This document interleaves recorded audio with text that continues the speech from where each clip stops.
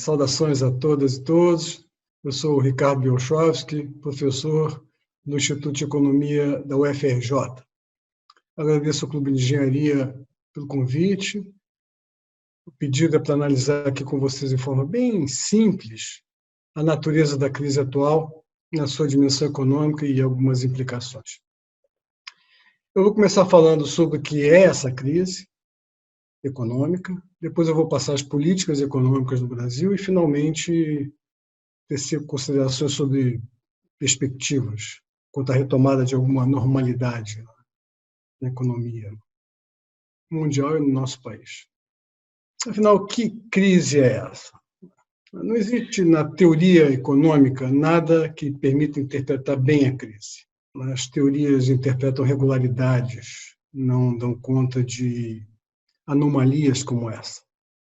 Tampouco se pode dizer que exista na história econômica experiência exatamente semelhante em termos econômicos. E que ajude a entender bem essa crise por comparação. Nesse sentido, é uma crise sem precedentes. O cenário mais provável é que seja maior do que a crise de 2009, e o mais pessimista é que seja também maior do que a crise dos anos 30 do século passado.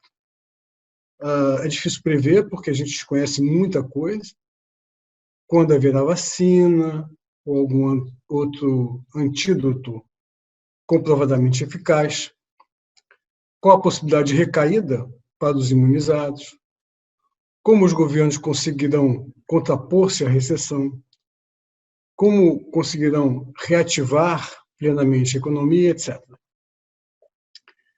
A esperança hoje é que, diferentemente dos anos 30, quando os governos reagiram de uma maneira que aprofundou a crise, hoje está todo mundo buscando o contrário, buscando atenuar a crise, inclusive o governo brasileiro. A verdade é que ninguém sabe direito qual o tamanho da crise, exatamente porque ela é sem precedentes. Aqui se juntam e se reforçam mutuamente duas crises, de oferta e de demanda. E há ainda um terceiro elemento, por enquanto ainda apenas potencial, que é a dimensão financeira da crise. Ou seja, é sem precedentes porque, simultaneamente, uma crise de suspensão de parte significativa da atividade produtiva, ou seja, uma crise de oferta, redução drástica na produção de bens e serviços, e uma crise de demanda, com queda dramática nas compras da população devido à queda em seus rendimentos. Ela é detonada como crise de capacidade de produzir, porque as pessoas têm que se isolar, e se torna imediatamente também uma crise de redução de demanda em todos os seus componentes. Redução de consumo, redução de investimento e redução de exportações. A de oferta é bem simples de entender, é por interrupção do trabalho, por isolamento. Na questão da demanda, também não é difícil. No que se refere ao consumo, essencialmente ele cai por queda de remuneração dos trabalhadores, ainda que não apenas, por exemplo, pode cair o consumo dos pensionistas ou de pequenos empresários que dependem de sua atividade para consumir. Cai o poder de compra e o consumo cai muito. Além disso, mesmo que empresas que não tenham tido queda na capacidade de produção, por exemplo, por serem muito automatizadas, não terem problema então de contato físico entre funcionários e também porque têm insumos, eles só vão produzir na medida em que continuarem vendendo. E se caem as vendas, eles produzem menos. Portanto, você também, por esse lado, tem um efeito cumulativo para baixo no multiplicador de renda e emprego na direção da recessão. Bom, resta agora ver como se comportarão a produção e os preços de setores menos afetados, como alimentos, medicamentos, produtos de higiene e limpeza, seu transporte e distribuição e como será o desempenho nos muito afetados, como os bens duráveis de consumo, as suas cadeias produtivas, o comércio varejista, em lojas de rua, shopping centers, restaurantes, bares, etc. Quem quiser ter uma ideia de como anda o consumo no varejo, pode visitar o site da Cielo. O investimento, obviamente, também despenca. Quem vai investir numa situação como essa? A não ser em reposições incontornáveis, inadiáveis, de equipamentos que parem de funcionar. E as exportações, por sua vez, também vão se retraindo, porque, afinal de contas, todos os países estão importando bem menos. O terceiro componente, ao lado da oferta e da demanda, que é ameaçador, mas no momento é ainda apenas potencial, é a possibilidade de complicações sérias no sistema financeiro. Esse é o componente que, tanto em 1929 como em 2008, foi o detonador da crise, e agora pode vir a ser um resultado da crise. E caso se concretize, será um gigantesco complicador da crise. O risco é que ocorra um calote bastante generalizado, ainda que involuntário, que pode levar de roldão todo o sistema financeiro, com consequências inimagináveis sobre toda a economia. Os bancos centrais vão tentar se contrapor a isso e já estão anunciando medidas drásticas de cautela. Os Estados Unidos, que haviam colocado 2 trilhões de dólares para enfrentar a crise de demanda, anunciaram agora outros 2,3 trilhões de dólares para que o Fed, que é o banco central deles, desconte os títulos de devedores inadimplentes junto a bancos, supostamente aumentando a liquidez no sistema bancário, que é a quantidade de dinheiro que eles terão para emprestar. O resultado provável é que vai haver uma enorme estatização das dívidas impagáveis no curto prazo, parte das quais impagáveis também no longo prazo. A isso se chama de socialização de perdas. A sociedade como um todo, via governos e bancos centrais, é quem arcará com a dívida de quem não pagar. São operações necessárias em tempos de crises severas, mas que têm que ser cobertas de muito critério, cuidado, fiscalização, para que não permitam que os bancos se aproveitem para lucrar de forma espúria, como já parece ter acontecido no passado recente. Vou voltar a esse ponto mais adiante.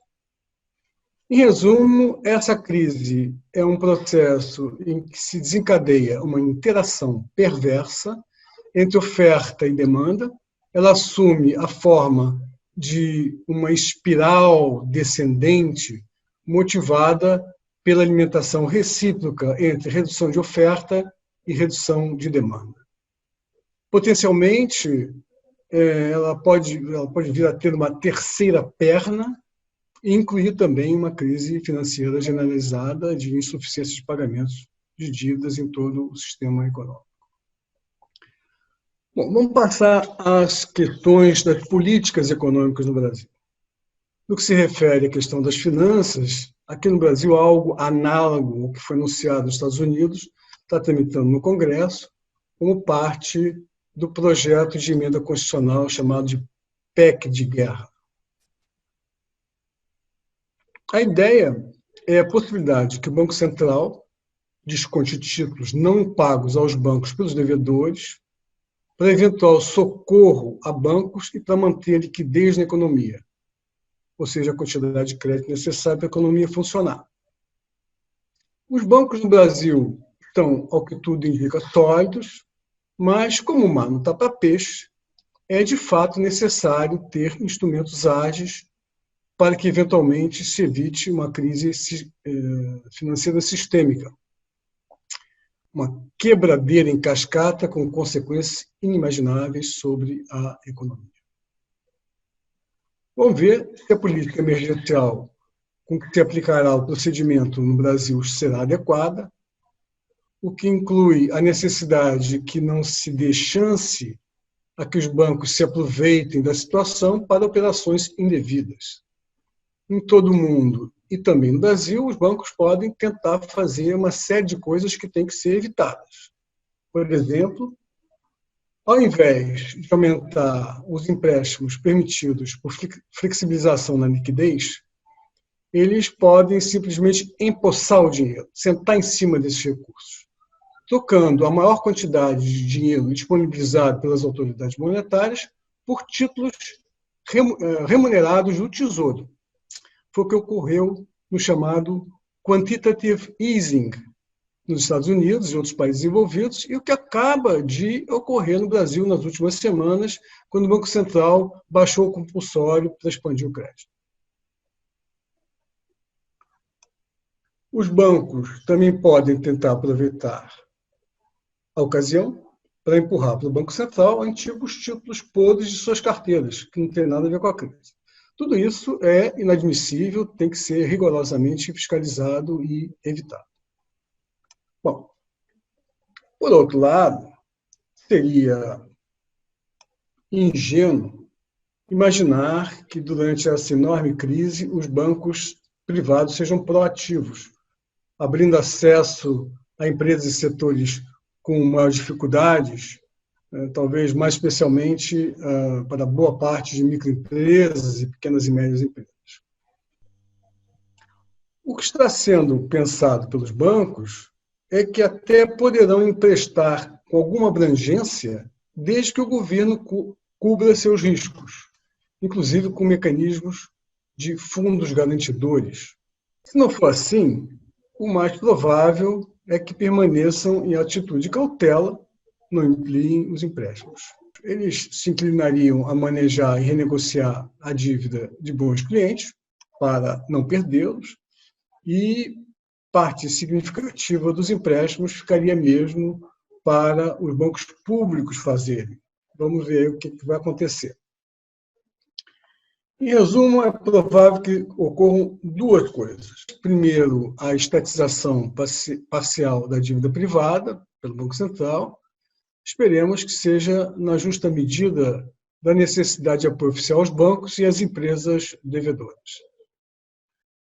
Segundo, a absorção mais que proporcional pelos bancos públicos de responsabilidade de garantir a liquidez, de forma semelhante ao que aconteceu em 2009, quando quem salvou a liquidez foram o Banco do Brasil, que hoje, infelizmente, até aqui também está sentado em cima do dinheiro, vamos ver por quanto tempo, o BNDES, que infelizmente tem sido, nos últimos anos, descapitalizado, e a Caixa, que é a única instituição financeira pública de porte que parece estar bem ativa no momento em termos de expansão de crédito.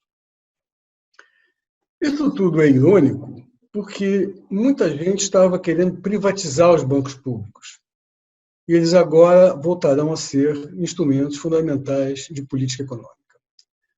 Ok, vamos agora passar a uma visão de conjunto das principais políticas. Os governos mundo afora têm feito gastos fiscais emergenciais, grandes. A Europa mais voltada a seguro-desemprego e a manutenção pelas empresas de pagamentos aos empregados, e os Estados Unidos colocando proporcionalmente mais dinheiro diretamente nas contas bancárias dos indivíduos. No Brasil, o desenho do programa emergencial está basicamente pronto, falta agora acelerar a operacionalização, que parece muito demorada, especialmente no que se refere aos mais vulneráveis. Muita gente aí passando por necessidade já. Não deixa de ser irônico que o ministro Guedes e sua equipe, que durante todas as suas vidas de economistas sonharam em cortar gastos públicos, estavam realizando o sonho e mostrando que sabem cortar, agora tenham que aprender a gastar.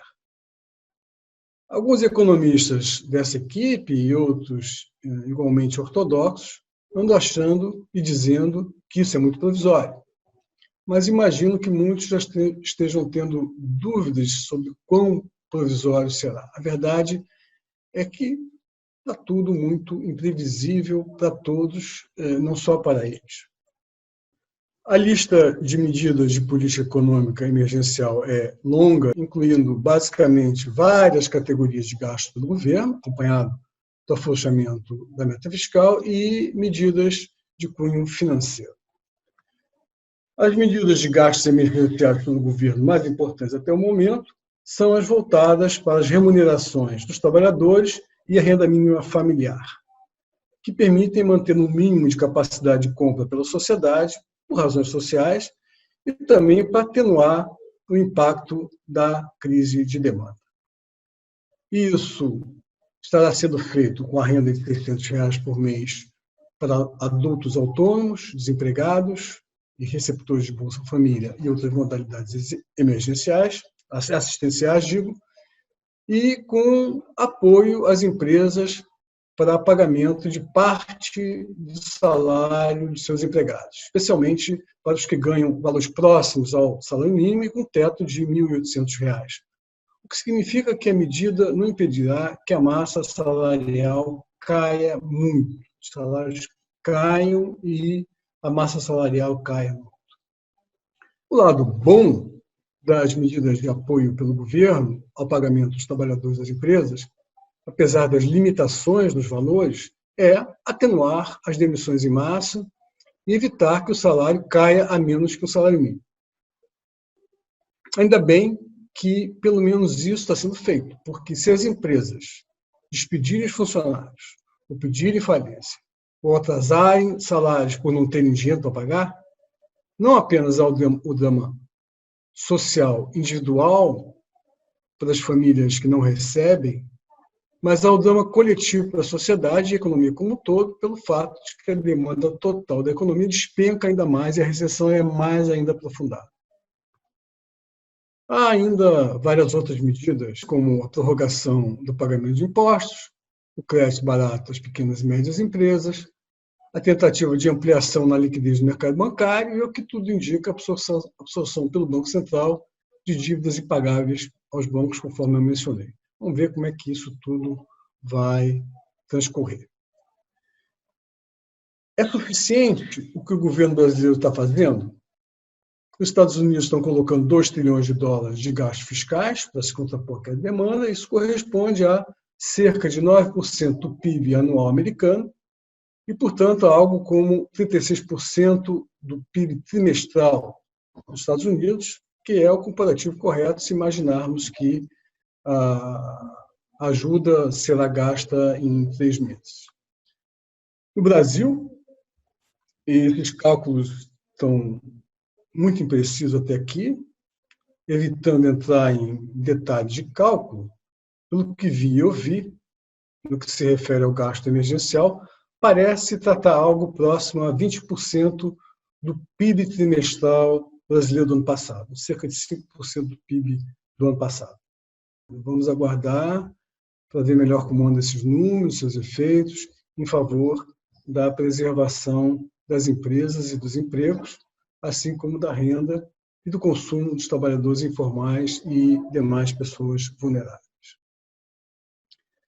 Passando agora ao último ponto. O que se pode dizer em termos de previsão? Nada é previsível no momento atual. Nunca a incerteza foi tão radical. Seria possível traçar diferentes cenários. Não dá tempo para isso. Só caminho aqui para o término da exposição com uma rápida pincelada sobre perspectivas, meros palpites. Vamos supor aqui que o sistema financeiro não terá problemas para apoiar a recuperação e passar à questão da oferta e depois da demanda.